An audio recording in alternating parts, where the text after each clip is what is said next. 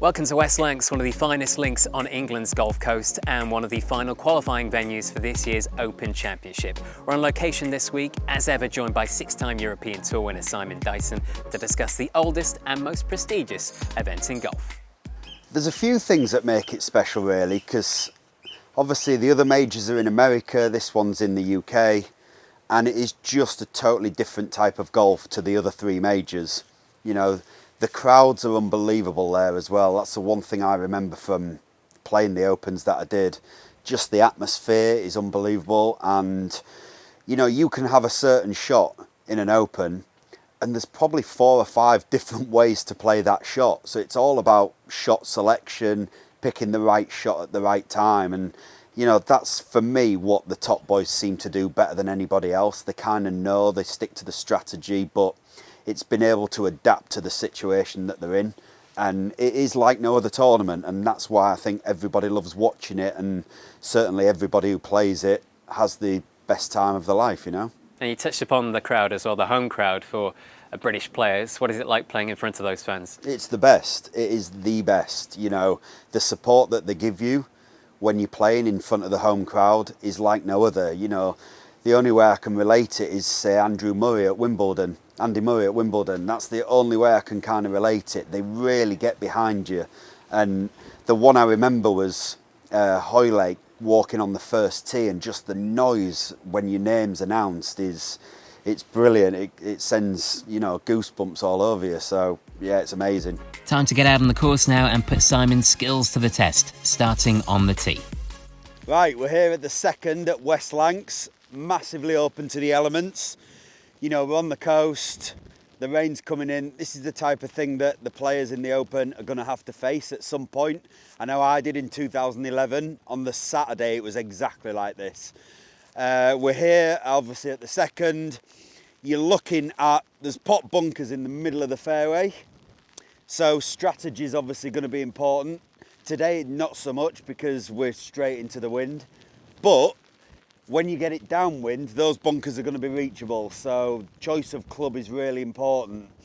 You know, on a course like St George's, off the tee is huge. That's why I think Jon Rahm's going to do really well.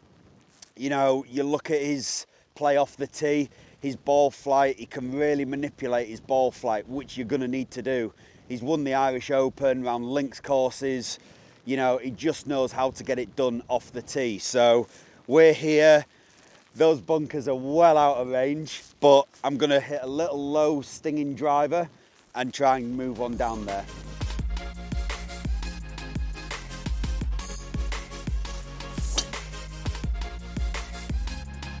Cool, that's the one.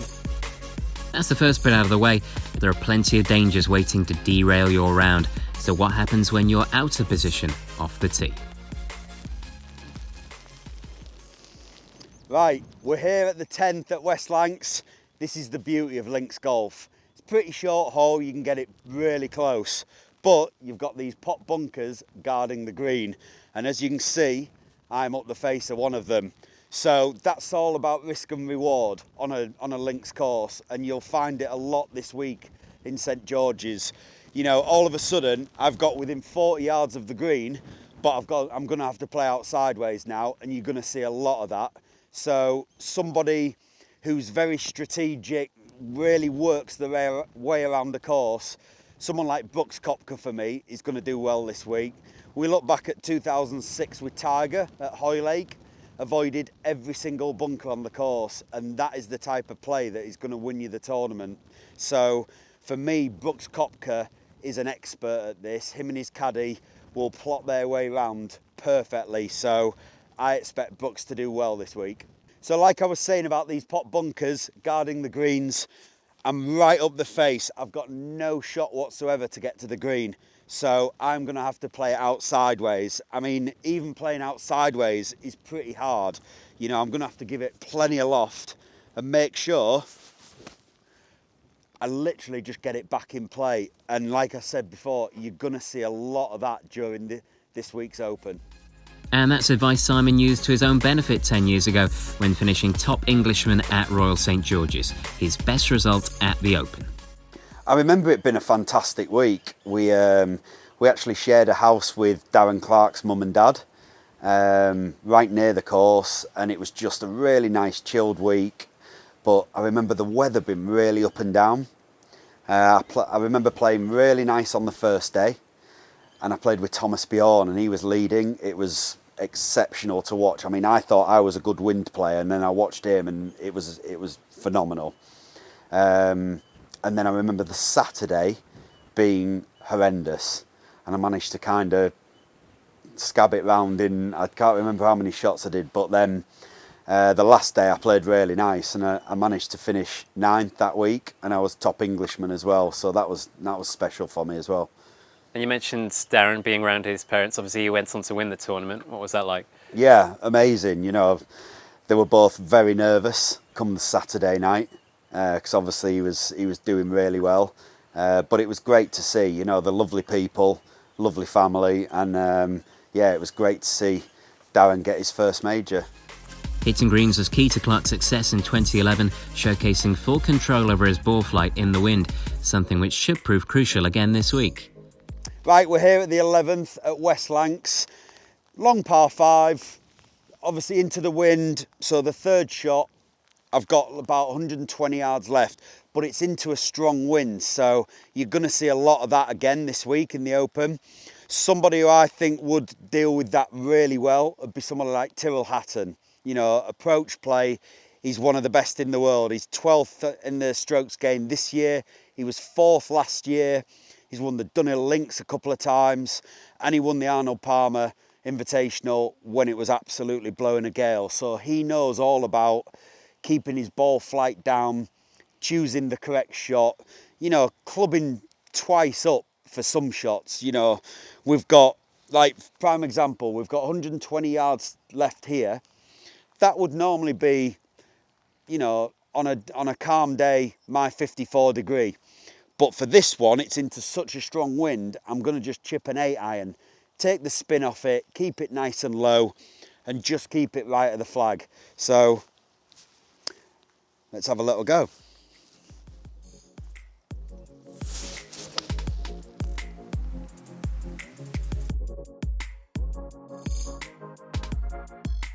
Not a bad effort, but what are you faced with if you don't hit the target?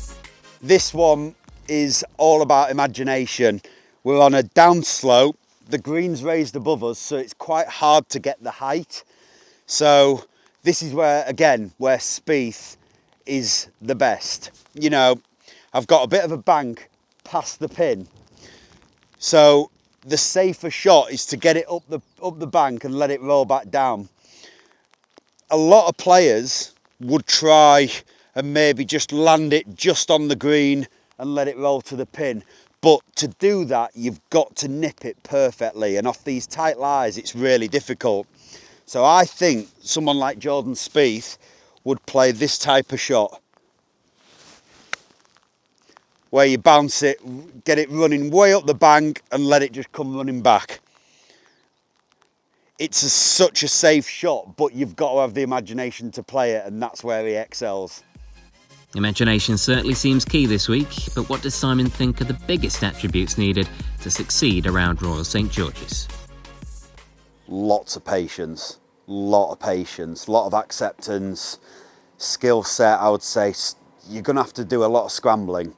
Again, I know I mentioned Thomas, but he's the best in the business at scrambling, and some of the up and downs that he made that week just to keep his round going, when he'd made a birdie and then he'd scramble to keep it going. I think scrambling is going to be really important, because you're not going to hit perfect shots all the time, and you're going to have to really dig deep at times. So yeah, that would be a big one for me. And obviously it does depend on the weather, but have you got an idea of a winning score this week?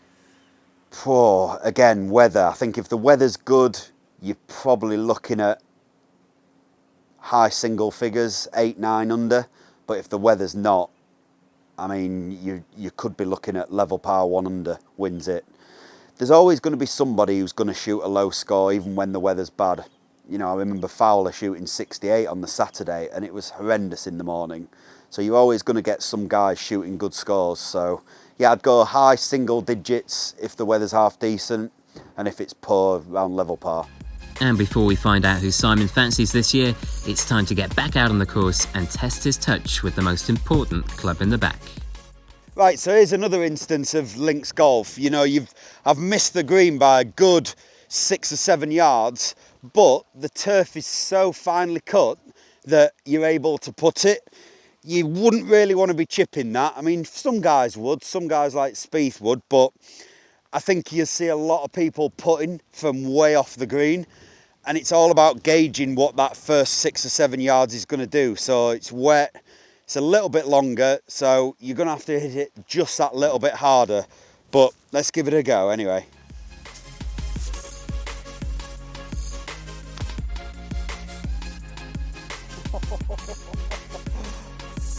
Like that. Brucey. Yep, one or two of those Brucey bonuses will definitely come in handy this week, but sometimes a 2-putt for par is just as important. Right, we're here on the 12th at West Lancs. Great par 3, but there's a massive runoff at the front of the green. There's a lot of these at St George's, so if you don't quite happen to get your ball pin high, watch what happens to the ball. I've thrown it down there, but it's going to roll all the way back to the front of the green. That will then leave you a long, I mean, you're looking at 50 feet there, uphill, undulating, wind affected. So touch around the greens with the putter is key for this week at the Open. Right, so as you saw, the ball has rolled right back to the front of the green, down the slope. Putting is going to be key this week. You're going to want to have a lot of 2-putts from long distance and holing out those crucial putts. The guy who stands out for me is Louis Oosthuizen. He's #1 in strokes gained in America. He's 91% make of putt inside 10 feet, which is phenomenal. So, and he's an Open champion, you know, so everything like that is going to bode well for him this week.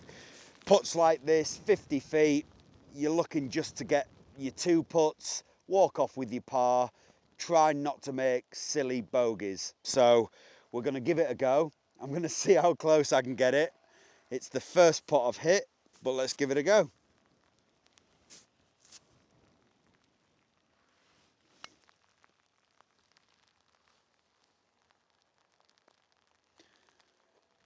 Gone about 4 or 5 feet past. I was actually pretty happy with that. So let's go and knock it in.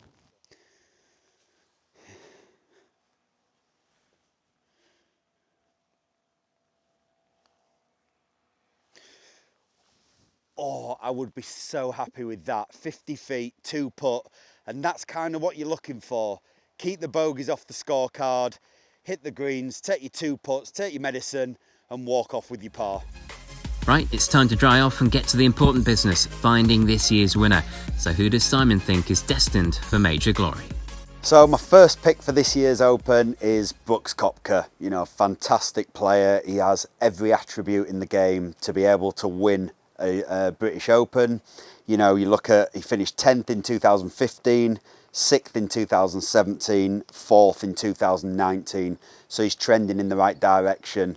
Every part of his game, he's great off the tee, his approach play is good, and he's a fantastic putter. And his record in major golf is better than anybody in world golf. So my second pick is Englishman Justin Rose. I love watching Justin play. Again, he has all the attributes to win an Open. He's obviously won a major. He's calm, you know, every part of his game is world class. And you've got to have a lot of experience to win an Open, and he has that. He's a fantastic links player. He finished 2nd in 2018 and he was 6th in 2015, and he's coming into it with decent form, so I expect him to do really well. My third pick is Matt Kuchar. Again, I'm looking at experience in links golf. He has good experience. He has good past as well. Finished 9th in 2018, finished 2nd in 2017. His form coming into this hasn't been great, but links golf is a totally different type of golf, and he is a really good links golfer. And I look at, again, you've got to be really patient on courses like this, and I don't think there's anybody more patient than somebody like Matt Kuchar. So I expect him to really perform in this type of tournament. My final pick is my personal favourite, Ricky Fowler. Again, been amazing, he plays amazing links golf. Started to find a little bit of form, going to be a dad, little bit of change in attitude. You know, finished 5th in 2011, 2nd in 2014 and 6th in 2019. We all know he can play links golf. So his form again, leading before last week, hasn't been great, but again, it's a totally different type of golf and he certainly knows how to play links golf. So you've seen how it's done and you've heard from Simon on who he fancies at Royal St George's this week. Now it's your turn to decide who'll become the latest Open champion at this iconic venue and join Sandy Lyle when lifting the claret jug on Sunday night.